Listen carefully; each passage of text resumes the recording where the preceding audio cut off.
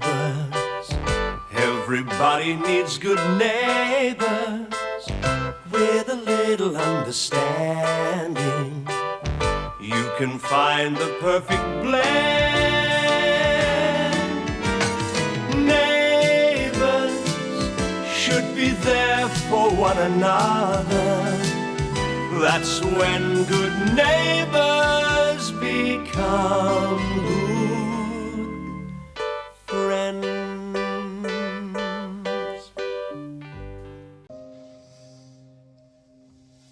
Nan, why don't you have a little lie down for a while, huh?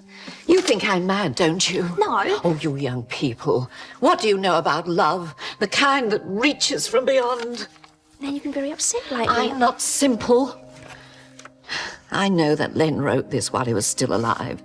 But when two people love each other, they know things. They can feel when things are going to happen. Your grandfather knew that he wasn't going to be with us much longer. He did? Dear Nell, I know you're not too good at the moment, but in time, you'll get over it. No one's to blame when these things happen, and I hope one day you can see it that way. You have to make a new start. I hope you can find someone else and be happy. He was thinking of me to the end. How could there be anyone else? How could I even look at another? Oh, Jane, I haven't, have I? Haven't what? Met anyone else? Oh, no, Nan. No, there's been no one else except Mr. Bishop. Mr. Bishop? I mean, here, living here while he was boarding. Yes. Mr. Bishop.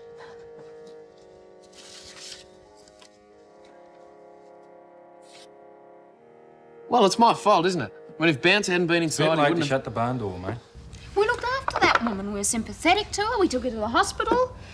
Des, what's going on? G'day, Mrs. Douglas. I feel like going around Des there Clarke. and telling her what I think of her. Can I have what good's a that word gonna with Frank, do? please? Mike, we have to do something. Oh. Yeah, all right. Oh, thanks. Thanks, Lawson. Bye. He's away for the weekend. Skiing. What are we going to do? I'll talk to him tomorrow. Look, we have to make allowances. Mrs. Mangel's not 100%. She's still confused. And there's still a chance she might change her mind. Oh, Des, that's hogwash. She's an avaricious old cow. We're good neighbours and she's paying us back by ripping us off. Any luck, Jane? I didn't even get a chance to talk to her. Well, I couldn't. She was too upset. She found a letter from Grandad and, well, he must have left it for her before he walked out. It's pretty shattering stuff. Oh, Oh, be fair, Daph. I suppose so. Is she all right? How's she taking it now she knows the truth? Well, she doesn't exactly know the truth. She sort of thinks that the letter's like Grandad's dying words and that his last wish is for her to find another husband. Things are getting worse. Well, it doesn't change the fact that she's suing us. Are you going to talk to her or not? It's not Jane's fault. I'm not having a go at Jane, but if she can't help, we have to know, because I'm going to do something about it myself. Such as? Well, no arguments, Des. This time Mrs. Mangel's gone too far. Please, Daphne, let me have another try. Maybe later tonight when she's calmed down of the shock of the letter. Hi, Madge. Mind if we have a talk to you? It won't take long. Not at all. Come in. We want to apologise for not inviting you to our wedding on Friday night. There's no need to apologise, Gail. I'm not a member of the family. Even if I have known Paul since he was a little boy. Yeah, well, Madge, we had reasons for doing it the way we did. Yes, I'm sure. Well, it was for Scott and Charlene. I failed to see what Scott and Charlene Two have got big to... weddings in a short time, Madge. One was bound to fall flat. And as far as those kids are concerned, this is the biggest moment in their lives. Which is why we decided on just a small ceremony. Immediate family only. But it backfired, didn't it? Yes, well, from what I hear around the neighbourhood, it's Yeah, certainly exactly. Our family's resented it and we've offended good friends, so we're trying to make it up. Well, you don't really need to do that. You think you're the only one that gave us a hard time? So when Scott and Charlene's wedding's over, we're going to have a big party. It's the best we can do. Well, if that's an invitation, I accept. But you know, most people were only upset because they wanted to wish you the best properly. So, I suppose I'd better give you these now. Oh, Madge, if that's a wedding present, we're going to die of embarrassment. How do you think I feel? I haven't even wrapped them yet. So, for luck, love, life, and happiness. Thanks, Madge. Look, there's a second reason for wanting to have a talk to you two. It's got nothing to do with the wedding, so I don't think I'm doing you any favours. Oh, that sounds ominous. Look, Mrs. Mangel wouldn't have her job back if it wasn't for you. Single-handedly, you've retrained her. Oh, I only helped her out because I felt sorry for her. Now, I'm not going to take any responsibility if she can't manage. Hey, yeah. I'm paying you a compliment, Madge. Oh. Yeah, I knew you were efficient, but I didn't figure you for executive material. Paul, I hardly think that putting Nell Mangel through her paces is the same as a seat on the board of directors. And nor is this new job I'm going to offer you. Well, once I've developed the lake area at Lassiter's, I'm going to have quite a complex on my hands. I'll need somebody to organise the water hole and manage the new bar area. Me? Well, you're going to be working your fingers to the bone, but I think the rise and pay will make up for that. Rise? Oh, now I really do wish I'd wrapped those cobblers. Nan! You're not even listening to me. I don't choose to discuss it. You can't sue Des and Daphne. They don't have that kind of money. They were responsible for my accident. They got to make recompense. That's not fair. You weren't even hurt. I think a judge and jury might disagree with that. Well, your memory will probably come back. The doctor said so. See who that is. And Jane, the subject is closed. Hi. How'd you go? I'm sorry, Daphne. I tried. Right, fetch your grandmother. What are you going to say to her? I'm not going to let her get away with this. Please, Daphne, don't tell her the truth. It'll just make her worse. Jane, just get her.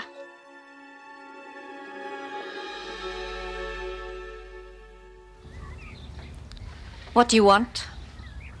Simple. I want you to drop the lawsuit against us. My solicitor will be contacting you. I'm sure he'll be very interested to know that you forced your way in here. I don't believe it. Forced your way in and tried to intimidate me. I want you to leave this instant. I'm appealing to your goodwill as a neighbour not to go through with something that could ruin Des and me. You should have thought about goodwill when you turned your house into the local zoo. You've only got yourselves to blame, and you're not going to sweet-talk me out of justice. Local zoo? Full of strays and teenage riffraff. You may have cost me 2 years of my memories, but I've met inquirers. It's a wonder you have the nerve to bring a child into that kind of environment. Nan. Jane, you're a witness to everything she just said, and I'm sure a judge and jury would be very interested in that. If you've made inquiries, as you put it, it's a wonder you haven't learnt a bit more. Oh, leave me alone. Thanks to you, I can't even remember losing my husband. Maybe what you need is a good dose of the truth. What truth?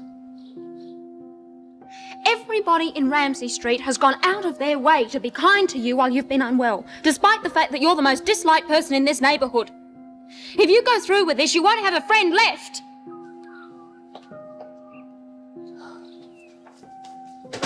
How dare she speak to me like that? Nan, how can you say those things about her baby? She provoked me. Jane, how could she say that people hated me? That's not true, is it? No, Nan, it's not true. But none of this has to happen if you just drop the soup. After what that woman said, never. Oh, one thing's perfectly clear, Jane. Your grandfather was right. A woman alone has no protection against people like that. Dad, do you remember to buy razor blades? She's gone out. To Mrs. Mangel's. Why didn't you stop her? Me? This is going to make things worse. Daphne's not going to blow her stack. She knows Mrs. Mangel's not fit yet. Not emotionally. It's not Mrs. Mangel I'm worried about. What about Daph's blood pressure, mate? Daphne is the kindest person I know. I mean, I wouldn't be surprised if she's got Mrs. Mangel back on side by now. She wants war, she's got it. Oh, what happened? She's enjoying it. She's enjoying hurting us. She said things about the baby. It's not being fit parents. Hey. I'm sorry. So angry she made me cry. You're just going to have to start thinking about yourself. You can't afford to be this upset. I know. That's it. No more reasoning with Mrs. Mangel. No more talking to her unless it's through our solicitors. We are going to take her on her own terms. But suppose she wins? Oh, look, guys, if she does win, there's always my trust fund. Yeah, thanks, mate. If she goes through with this, your trust fund's not going to bail us out. I reckon we can kiss this place goodbye. Well, you're fine on procedure. Now, don't forget your shift starts at 10 a.m. You're so good to me. Oh, not at all. Just being neighbourly. Oh, no, you've been a real friend. You are my friend, aren't you, Mrs. Mitchell? Why do you ask? Things that Clarke woman said, that no one liked me. Well, we say things when we're upset. Things we don't mean. Oh, she meant it. The idea of being alone, really alone, it's a terrible thing to have to face, Mrs. Mitchell. Yes, it is. But you're not alone. You got Jane. Oh, Jane won't always be here. I'm realistic. And there are things that I can't talk to Jane about.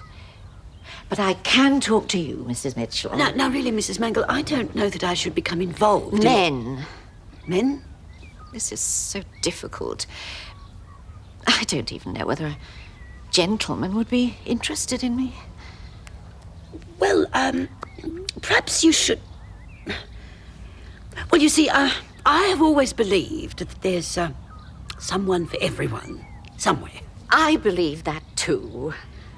But, Mrs. Mangel, really, I don't think you should rush into anything. I mean, it could be a reaction to finding out that your husband's gone. But that's the point. It was Len's dying wish that I should find someone else. And I am going to honour that wish. Good morning, Mr. Robinson. And congratulations, Mrs. Robinson. Oh, thanks, Jane. I've got a few appointments here for you. Oh, good. Some for you there. Oh, another day, another dollar. Oh, don't forget our appointment with the solicitor, too. I'll be here. I appreciate the flowers. Thanks, Jane. I'll go and put them in some water. Hello, Gail. Is the boss in? Yes, Mrs. Mitchell. Oh, right. Morning, Paul. Oh, Madge, is Mrs. Mangel back on deck? 10 o'clock. Look, I can do without any hassles between you two, all right? Oh, there's not much chance of that. She thinks I'm her best friend. Good. It is not good. She's starting to confide in me. I feel like a hypocrite. Anyway, after this morning, I think I should put a notice in the local paper saying, all single males 17 to 70, red alert.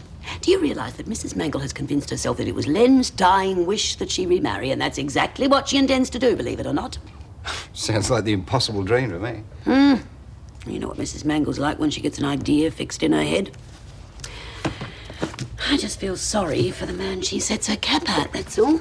Yeah, well, if he's got any brains, he'll head for the hills, won't he? All the same, Madge, I think you better keep an eye on her. Well, make sure she doesn't propose to any of the hotel guests.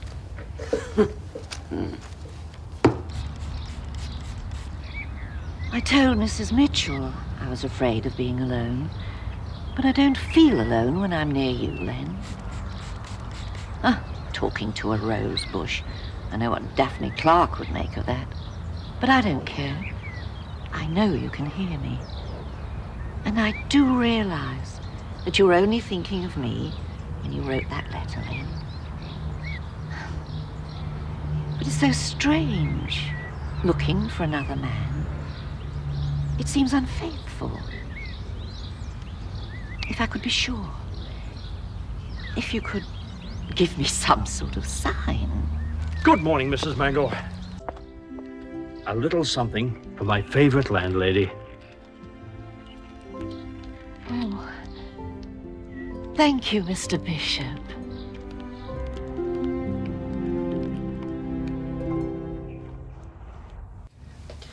You're looking very well this morning, Mrs. Mangel, if I may say so. Oh, you may, Mr. Bishop. And back to work again, eh? Just as well, too. Lassiter's needs you.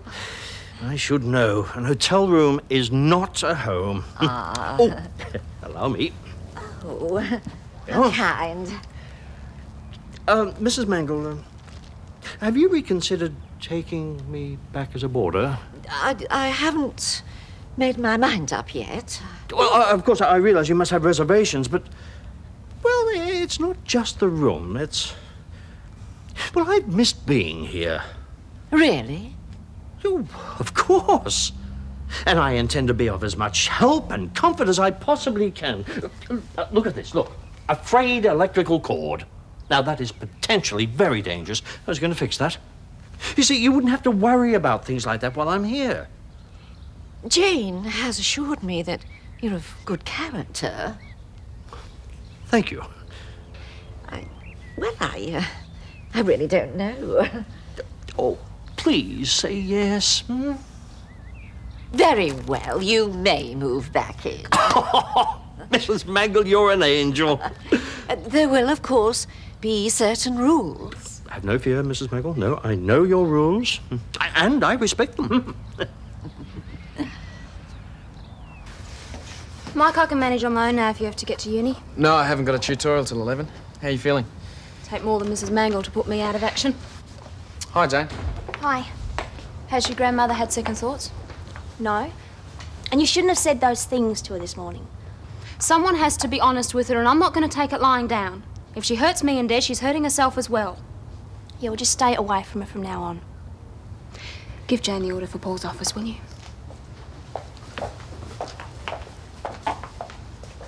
What did you say that for?